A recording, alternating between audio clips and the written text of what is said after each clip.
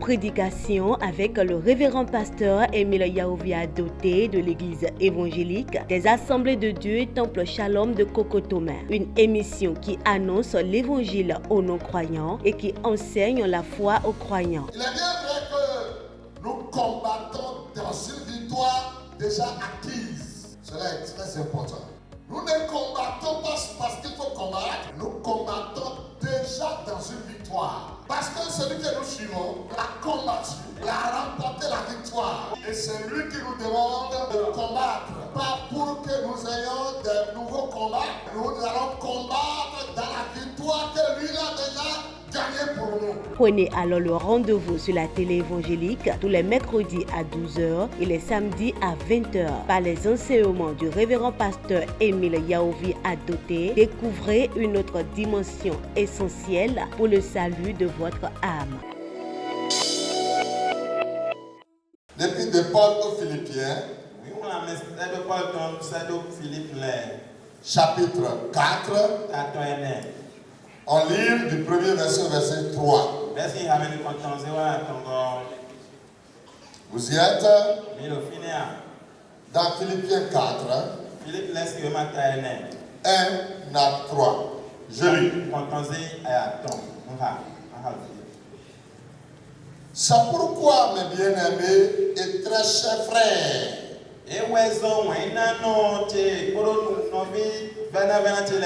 vous qui êtes ma joie et ma couronne, demeurez ainsi fermes dans le Seigneur, mes bien-aimés. J'exhorte Évodie et j'exhorte Syntyche à être d'un même sentiment dans le Seigneur.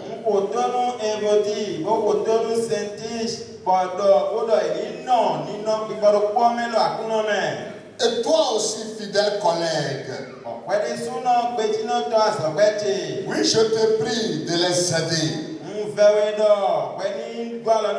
afin de les aider, elles qui ont combattu pour l'évangile avec moi.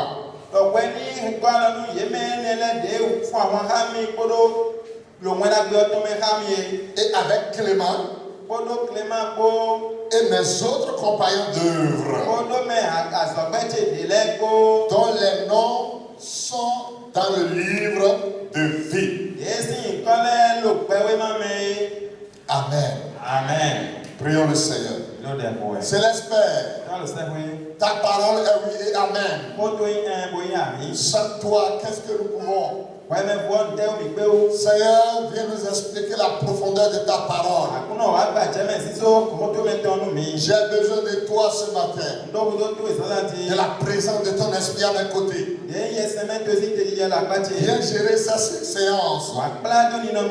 Ces instants soient dominés par toi et par toi seul. Fais couler l'huile d'onction dans cette salle. Que tous les cœurs soient ramenés à la croix. Que ta parole tombe dans de bonnes terres, afin de produire assez de fruits, des bons fruits pour la gloire de ton nom. Nous lions tout esprit contraire à ta volonté, tout esprit de perturbation. Seigneur, nous les lions ce matin et nous proclamons ta Seigneurie dans toutes nos vies. S'il y a des malades ce matin dans cette salle, n'importe quelle maladie les empêchant de t'entendre, sois paralysé ce matin. Je chasse la maladie de leur corps. Tu m'as donné ce pouvoir. Je commande à la maladie de ramasser les bagages, de déguerpir, de partir de leur corps. Au nom de Jésus-Christ, Seigneur, nous plongeons toute la salle dans le précieux et glorieux sang de notre Seigneur Jésus-Christ. Sois le vainqueur. Au nom de Jésus, j'ai prié. Amen. Amen. L'unité dans la C'est le thème autour duquel nous allons nous entretenir ce matin. L'unité dans la foi. Nous soulignons deux choses dans ce thème. Nous soulignons l'unité et nous soulignons la foi. Les deux choses présentes nous donnent beaucoup de victoires. Nous font progresser de l'avant. Et cela est très important. Le Seigneur m'a demandé de vous parler de l'unité dans la foi ce matin. Alors, la foi sans l'unité est un désordre total. Et l'unité sans la foi est un mouvement vulgaire. Je reprends. La foi sans l'unité est un désordre total. Et l'unité sans la foi est un mouvement vulgaire. D'où l'indispensabilité de voir les deux à l'œuvre. L'apôtre Paul, qui s'est adressé à l'église de Philippe, était préoccupé de voir cette église progresser dans la foi. Et plus encore, il voulait que cette église évolue dans l'esprit d'unité. Il ne voulait pas seulement que l'église ait la foi, mais plus que la foi, qu'elle marche dans l'esprit d'unité. Il ne voulait pas aussi que l'église soit seulement dans l'esprit d'unité et qu'elle soit dépouillée complètement de la foi. Car il est écrit, sans la foi, personne ne peut être agréable à Dieu. L'apôtre souhaitait vivement voir la foi se développer au sein de l'église de Philippe. Et au même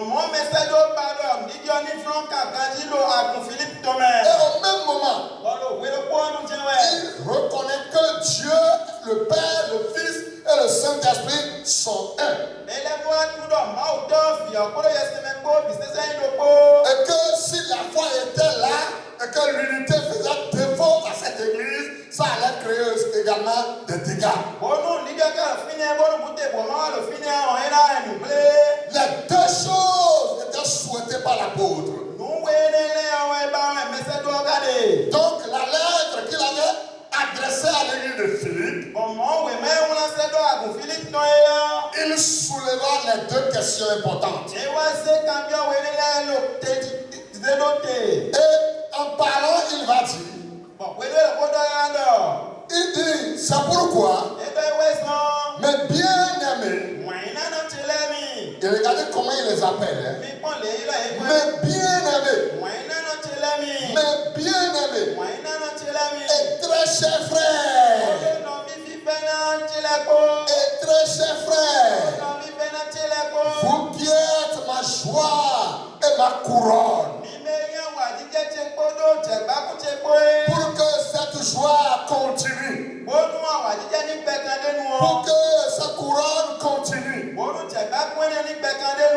demeurez ainsi ferme dans le Seigneur.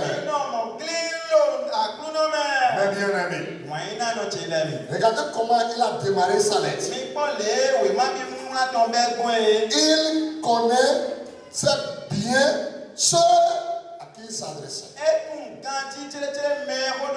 Ce n'était pas une foule en passant, un groupuscule quelque part.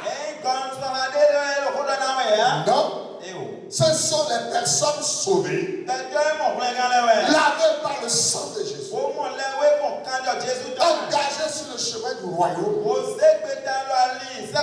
déterminées à vivre vivre dans l'unité et à manifester leur foi. C'est à ceux-là que l'apôtre s'adressait ici. Et ils reconnaissaient en eux que c'est des frères réellement. C'est pourquoi il a dit, bien-aimés, je vous aime, bien-aimés, et bien chers frères, vous êtes ma joie. Tout le temps que vous serez unis, tout le temps que vous manifesterez la foi, vous développez en moi la joie. J'aurai vraiment le cœur joyeux. Alléluia. J'aurai le cœur joyeux de voir ces deux choses en vous. Mais si ces deux choses faisaient alors une absence totale, je n'aurai pas la joie. Même, je compte sur vous, car vous êtes des bien-aimés du Seigneur. Et vous êtes mes chers frères en Christ. Ce que je vous demande, continuez à rendre ma joie toujours grandiose. Vous n'êtes pas simplement en train de me donner la joie, vous êtes également ma couronne. Tout le temps que vous serez toujours unis, tout le temps que vous manifesterez alors la foi, ça serait comme une couronne sur ma tête. Moi, Paul, ça me va largement. Et quand il a fini d'introduire sa lettre, il a interpellé deux personnes. Il a interpellé Évodie et Syntyche. Parce que quand il a regardé dans cette église, il a vu que ces deux personnalités étaient des instruments dans la main du Seigneur. C'est des personnes que Dieu voulait utiliser puissamment. Mais quand Dieu s'est accaparé de Syntyche et de Évodie, Satan était mécontent. Satan ne voulait pas que Syntyche et Évodie puissent travailler main en main pour faire évoluer l'église. Et le diable a introduit la division. Le diable a introduit la haine, la séparation. Les deux commençaient par se cogner la tête. Évodie est venu à la fois par le ministère de l'apôtre Paul. Syntyche est venu à la fois par toujours le ministère de l'apôtre. Et Paul les a vus travailler main dans la main pour le Seigneur. Mais le diable est venu. Il a semé la zizanie. Il a semé la division. Il a semé la discorde.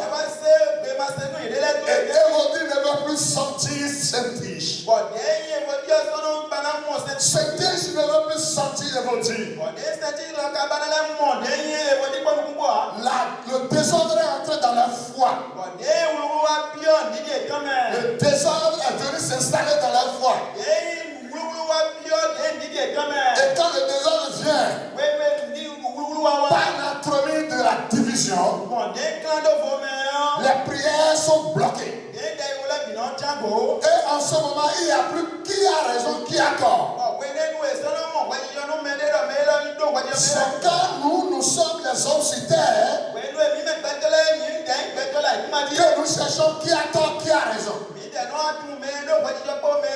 Mais le domaine spirituel, dans le domaine spirituel, il n'y a pas qui a tort, qui a raison.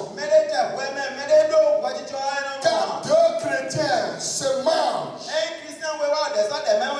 s'entrecognent, Dieu ne regarde pas qui a tort, qui a raison. chamaille. Quand l'homme est en train de manger sa femme, la femme est en train de manger l'homme. Dieu ne cherche pas à savoir est-ce l'homme qui a raison ou la femme. Alors Dieu regarde une seule chose. Le désordre s'est installé dans ce foyer. Aucune prière ne peut monter vers moi. Dieu bloque les prières de celui qui a raison et de celui qui attend. Cela veut dire que Dieu n'accepte pas le désordre. Alors Saint-Tiche et Évodie ont commencé par continuer à adorer Dieu dans le désordre. Que le Seigneur délivre l'église du désordre. Que l'église soit libérée du désordre. Que les foyers soient libérés du désordre. Alléluia. Dieu est le Dieu d'ordre. Dieu est le Dieu d'unité. Dieu est le Dieu d'amour. Dieu nous voit un en lui. Évodie qui veut dire parfum de bonne odeur. C'est-à-dire, faire en sorte que chaque frère, chaque soeur puisse sentir une bonne odeur. Elle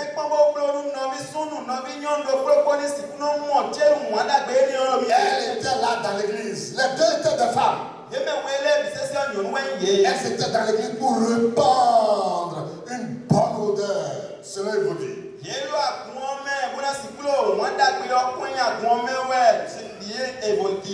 C'est ce qui veut dire la chance, un bon avenir. Un bon avenir. Regardez ces deux explications. Satan est jaloux. Je ne peux pas laisser ces deux personnes dans l'église évoluer.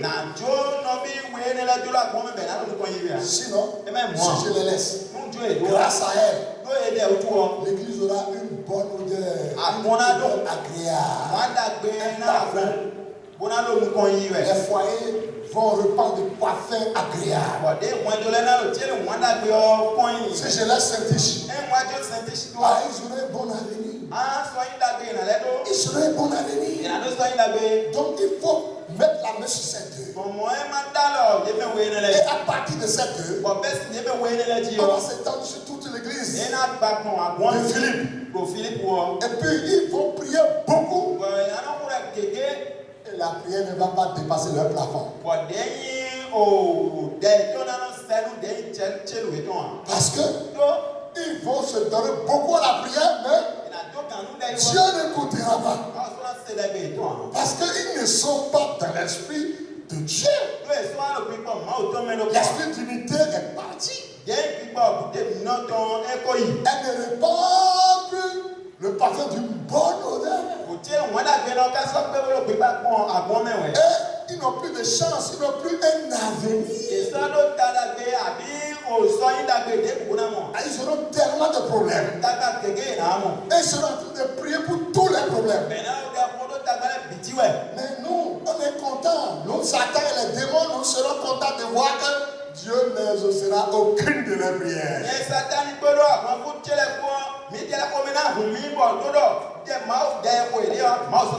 Le travail de Dieu qu'ils font, Dieu ne va pas accepter ça. Parce que ça ne suit pas les fondements bibliques. Mes frères,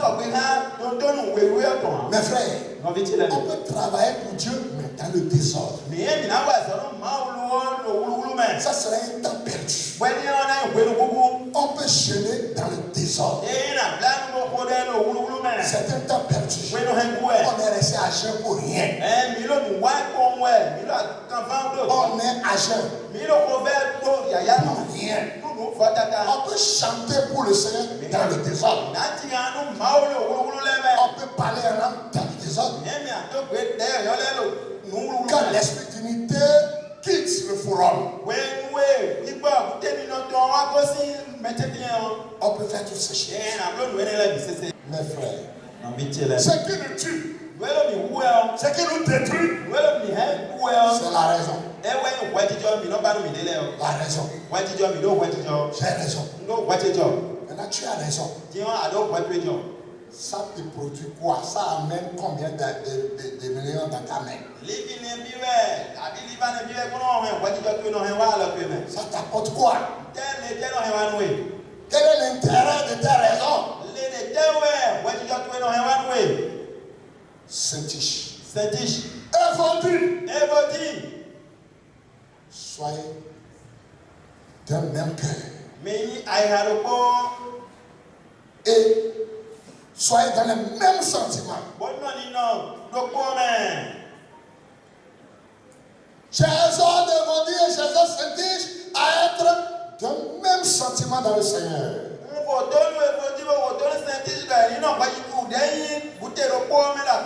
Ce matin, il ne s'agit plus d'Évodi ni de Saint-Tiche. C'est toi, c'est moi. Sache-le.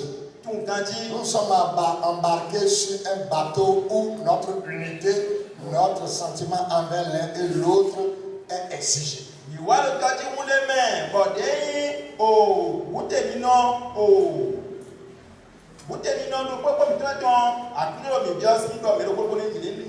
L'amour du Seigneur doit nous animer. Attendre la main à notre frère. Attendre la main à notre soeur. Attendre la main à notre époux. Attendre la main à notre épouse. Attendre la main à nos parents. Attendre la main à nos enfants. Attendre la main aux frères et sœurs de l'église. Que l'esprit d'unité puisse se saisir de l'église. Quand l'église marche dans l'esprit d'unité, dans la foi, on ne fait pas beaucoup d'efforts avant que les choses ne marchent. Les prières sont exaucées sans beaucoup d'efforts. Et quand il y a le désordre, on va faire 100 jours de jeûne. On se lève, le visage serré, rempli d'amertume.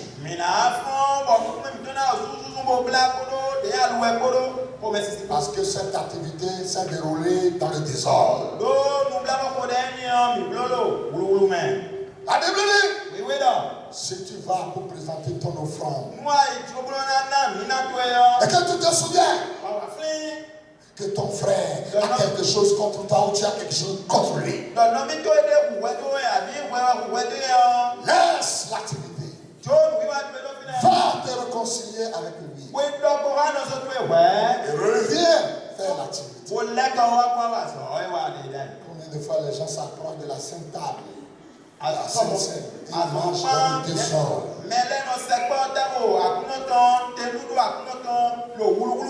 Vous ne vous saluez pas. Mais vous venez autour de la table pour manger la Sainte Seine. Un danger. Que Dieu nous en délivre. Libérez nos cœurs. Et vivez dans l'unité. Je finirai ce matin en vous racontant cette petite histoire. Un jour, tous les membres du corps ont décrété une grève pour dire nous n'allons plus travailler. Ils ont tenu une réunion. Et en convoquant tous les membres de l'organisme,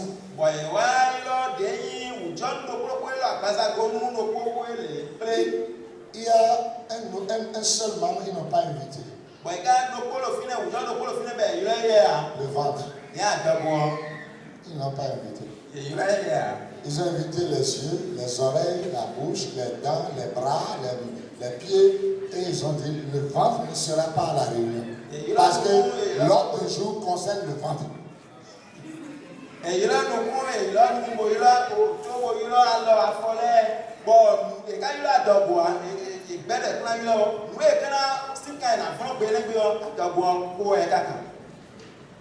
tout le monde a répondu présent. Le ventre absent. Ils ont dit maintenant. J'ai remarqué. La bouche a pris la parole. J'ai remarqué qu'au travers des yeux, par les yeux, tous les autres membres se forcent et travaillent pour le bien-être du corps.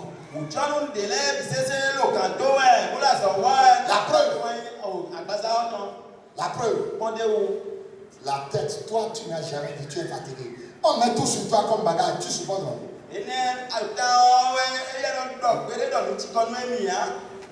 On met tout bagage sur toi là. Bref, chaque membre a défendu de quoi il était capable dans l'organisme.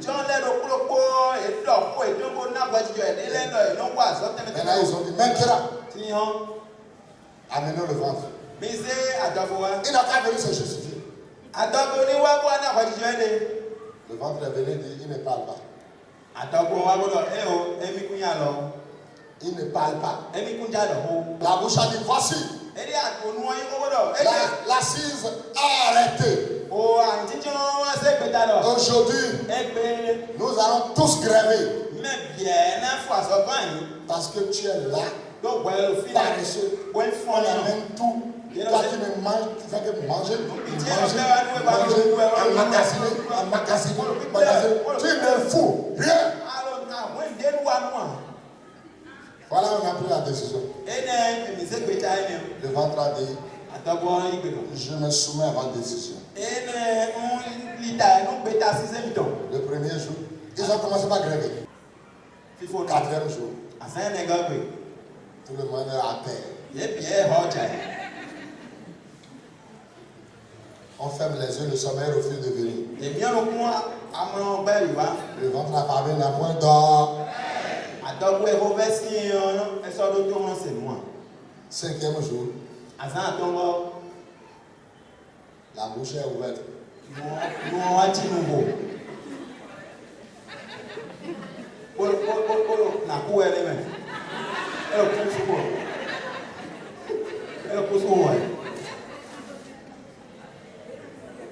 La bouche a dit, invitez vite le ventre ici. Invitez ici. Il dit, parle, dis-nous quelque chose. Qu'est-ce qui se passe? Le ventre a dit, ah bon? C'est le paresseux. C'est le vaurien. C'est quelqu'un qui ne fait rien. C'est l'heure de parler maintenant. Toi, la bouche. Tu ne peux pas te patienter, broyer bien les aliments avant de me les envoyer.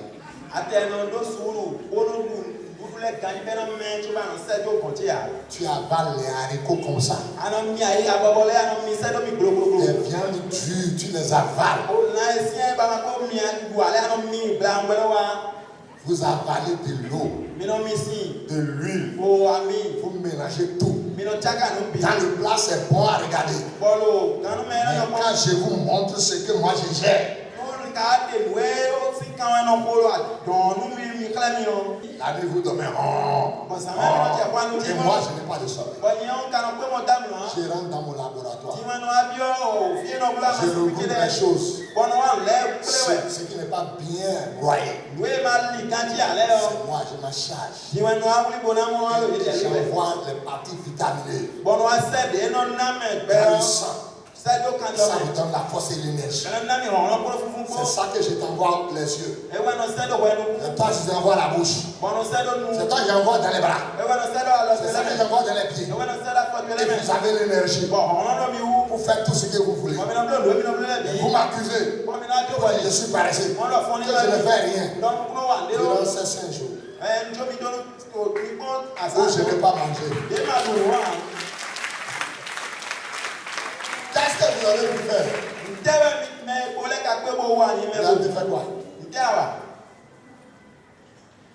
Retirez vite vos paroles. Le ventre est paresseux. Est-ce que vous êtes prêts? Vous êtes prêts à dire que le ventre est important?